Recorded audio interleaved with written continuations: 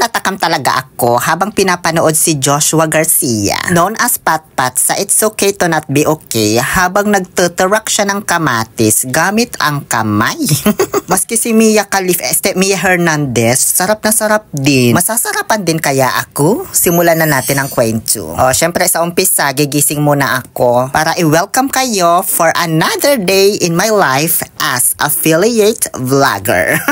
Nakailang vlog naman na ako ng a day in my life, pati nung nasa Saudi pa ako. Pero ang kaibahan nga lang nito, medyo marami-rami yung ipopromote nating produkto, Una na tong hinihigaan kong spring mattress, pero wag na muna siguro to, kasi kotang-kota naman na sila sa akin, wala malang pa-bonus. Pagising ko sa umaga, di na ako nagmumumog kasi mabango naman yung hininga ko. Mag-aalmusal na sana ako, kaso wala pa namang sinaing. Buti na laang, meron ako ditong cute na rice cooker from My Mates Appliances. Kaya kahit papaano mas mabilis na ang pagsasaing. Kasi isang pindot mo lang, hahayaan mo na. Maluluto na mag-isa. Focus ka na agad sa ibang gawain. May kasama na pala itong steamer plate, sandok, measuring cup at sponge. Bali 2 liters pala itong rice cooker ko. Good for 1 to 4 persons na yan. Non-stick pan na rin. At hindi lang yan designed for cooking kanin. Pwede rin for steaming, stewing, at stir-frying. Bale, nagsaing lang ako dyan ng 2.5 litse ng bigas. Syempre hinugasan ko ng 5 beses kasi yung bigas namin medyo asirag din. Sariling ani kasi namin to. Hindi kami bumibili sa merkado, kaya hindi siya ganun kaganda tulad ng Sinan Doming, Sinan Luis, Sinan Pedro, ganun. After ko mahugasan, nilagyan ko ng tubig, saka ko sinukat gamit ang aking daliri. Sinaing ka ba? Gusto mo ganyanin din kita? After ko sukatan ng tubig gamit ang middle finger, itinuon ko na. So ganun lang, napakadali lang ng buhay kapag meron kang rice cooker from My Mates Appliance. Isaksak mo lang, tapos isang pindot, okay na, hayaan mo na. Kung solid follower ko kayo noon pa, alam nyo na mahilig ako mag-antay pagdating sa ganitong mga bagay. Kaya ayan, inantay ko talaga hanggang sa mag-warm. Nung nag-warm na, syempre binuksan ko, hindi pa naman totally luto, pero malapit na, konting liw-liw na lang yan. Kaya dyan ko na siya hinayaan. Dahil sisimulan ko naman mag-prepare ng aking ulam ngayong almusal. Ang itlog na maalat with kamatis. Pwede na to ayoko ng partneran pa ng iba. Kasi baka matagalan na naman ako sa pag-shoot. After ko hugasan yung kamatis, hihiwain ko na sana gamit itong kutsilyo. Kaso bigla kong naalala si Joshua dun sa pinapanood kong It's Okay to Not Be Okay, na para bang mas masarap yung kamatis kapag tinuturak lang siya gamit ang kamay, diba? So ganun na lang yung ginawa ko. Nagbangs lang ako konti kasi may bangs doon si Joshua, diba? Mukhang masarap naman talaga kasi diba ayaw kainin ni Ann Cutis yung kamatis kapag hiniwa gamit ang kutsilyo. Habang tinuturak ko itong kamatis gamit ang kamay, para bang may nararamdaman akong kakaiba sa mukha ko? Yung parang may malamig ba na ewan? Hanggang sa napagtanto ko na lang, natalsikan pala yung mga buto ng kamatis sa mukha ko ba tsaka sa damit man. Na drama versus reality tuloy ako. Teka nga lang at maghilamos muna ako ng mukha. Na-prank ako ni Joshua doon na. Seriously, hindi na bago sa akin yung pagtirak ng kamatis gamit ang kamay. Kasi bata pa lang ako, gano'n na talaga magtirak ng kamatis yung tatay ko. Kaya nga nung napanood ko yun, siya agad naalala ko. Hinahalo ko pa lang, natatakam na ako. Hindi naman kaya binulok tong nabili kong maalat. Pagkatapos kong maghalo ng itlog maalat sa kamatis, magtitimpla naman tayo ngayon ng coffee. Kasi isa ang kape sa pinaka-importanting iniinom ko tuwing umaga. Mas nagkakaroon kasi ako ng energy na harapin ang bagong umaga.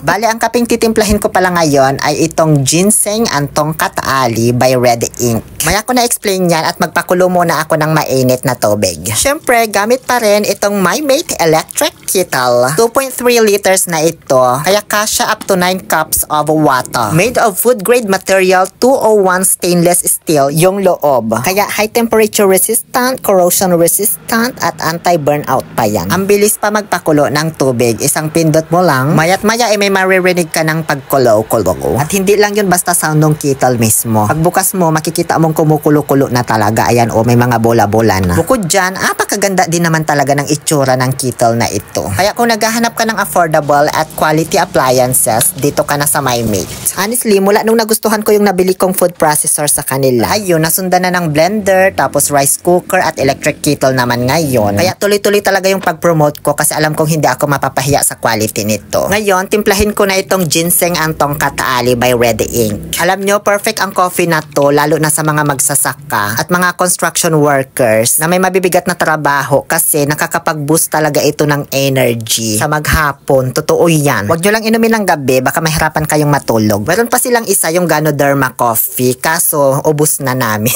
Bagay naman ang coffee na yon sa mga lolo at lola natin at sa mga taong mahilig magpuyat tulad ko. Message lang kayo sa Reading Ops page kung gusto nyong mag-avail. I-mention ko na lang din sa comment section. Ang sarap nung itlog maalat na may kamatis. Ang dami kong nakain. Ano ba yan? May kakainan pa akong buffet mamaya.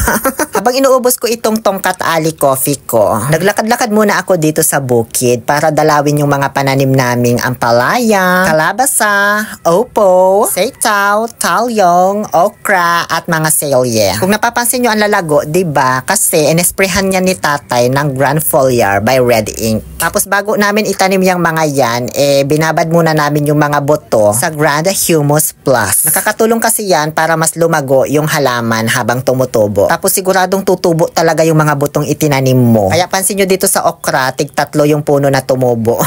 Kasi tumubo talaga lahat ng mga punla na binaon namin dyan. Expected kasi namin kapag tatlo yung binaon mong buto, nasa isa lang yung mabubuhay or dalawa, ganun, diba? Dumiretso na rin pala ako dito sa malapit ng anihin na palay namin. Grand Foliar by Red Ink din ang inispray dito ni tatay. Napaka-effective din ito guys, as in. Alam nyo, yung mga gumamit na nitong Grand Foliar, kahit hindi ko sila tanungin, sila na mismo nagbibigay ng magandang feedback sa akin. Lalo na dito sa amin, sabi ng tatay ko, mga tito ko, ang ganda daw talaga sa mga pananim. Kahit di ko man sila tinatanong, pag nakikita nila ako, ayun, sinasabi nila yung magandang feedback talaga. Kung gusto nyo mag-avail ng Grand Foliar at Grand Humus, inquire lang kayo sa page ng Reading Ops. Maraming fake ito, kaya wala sila sa mga online shops. Another Red Ink product na ipapakita ko naman sa inyo ngayon ay itong toothpaste nila. May pupuntahan kasi ako ngayong araw, kaya kailangan kong mag-toothbrush bago maligo. Ito naman yung Red Ink Oral Fresh with activated charcoal total protection. Repair, whitens, and fresh breath. Ang lamig talaga sa bibig ng toothpaste na to pag ginamit mo. Tapos pag mumug mo, ramdam mo talaga yung fresh breath at malinis na bibig at ngipin. Total care talaga.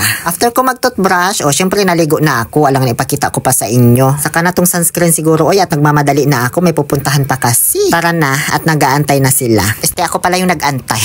Andito pala ako ngayon sa may barangay Magtaking para puntahan itong bagong bukas na kainan sa may tabi ng eskwelahan. Ito yung La Gracia, Napnukay Gracia. May mini get-together kasi kami ng mga friends ko nung high school. Sunday kami nagpunta dito, kaya sakto, mayroon silang unli buffet. Every Saturday, Sunday lang kasi yon. $3.99 lang, sulit na. Ang sasarapan ng mga dessert nila, tapos may sushi pa. Unli din yan, ha? Diba, sir? Ang dami mo namang ginagawang sushi. Wala ba kayong padlock? Madami din silang iba't ibang putahe dito na pagpipilian, syempre. Pero ang pinaka nagustuhan ko talaga dito ay yung mga cakes nila. Kasama din yun sa unlimited at masarap talaga yung pastries nila. Shoutout sa inyong mga kasama ko. Ang dami natin sa GC pero tatlo lang tayong natuloy dito.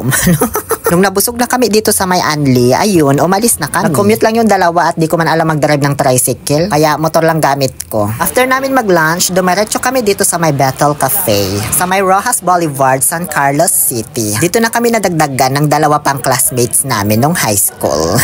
Nangangamoy reunion yung pinag-uusapan. Kayo mag-organize niyan, ha? Shoutout na lang sa inyo, Reynold, Rona, Christy, and Fran L. Rufo. Next time, sana madami na tayo, Ang tagal naming nagkwentuhan dito sa Bethel Cafe, guys. Siguro nasa 4 na oras din, tapos isang kape lang yung in-order ko. Kaya, thank you so much po, Bethel Cafe, for your kind consideration regarding this matter. At syempre, maraming salamat din sa time na nilaan nitong mga classmates ko nung high school. At dyan na nagtatapos ang ating A Day in My Life as Affiliate Vlogger. Nabilang nyo ba kung ilang products yung promote ko kasama na itong mga business ba? Muli, ito po ang inyong Happy Pill Oliver Castro na nagsasabing, no to toxicity, let's make people happy.